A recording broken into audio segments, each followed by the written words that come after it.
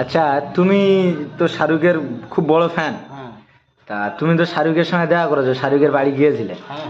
তা তুমি শাহরুখের বাড়ি যাওয়ার পরে শাহরুখ খানকে কিরম দেখলে একটু বলো। আরে কি বলবো ভাই, হ্যাঁ। একদিন বহুত কষ্টে অতি কষ্টে কোনো রকমে গেছি শাহরুখ খানের বাড়িতে। যাওয়ার পরে দেখি শাহরুখ খান একটা রুমে বসে আছে। রুমটা ঠিক ভালো রং পর্যন্ত করা নেই। আচ্ছা তো একটা হচ্ছে গিয়ে মোটামুটি কাঠের চেয়ারে বসে আছে। আচ্ছা একটা সেই আমাদের বাজারে যে লুঙ্গি বিক্রি হয়, প্লাস্টিকের লুঙ্গি, আচ্ছা। ওইটাই পরে আছে। আর একটা হচ্ছে গিয়ে কোনো রকমের সাদা রূপা গেঞ্জি হ্যাঁ। পরে বসে দেখি একটা বিড়ি খাচ্ছে বসে। আমি হঠাৎ দেখে আমার চমকে গেছি, আমি ঠিক শাহরুখ খান দেখছি তো নাকি।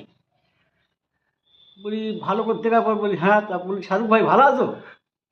বললে হ্যাঁ ভালো আছি। বলি আমি তো তোমার জন্য পাগল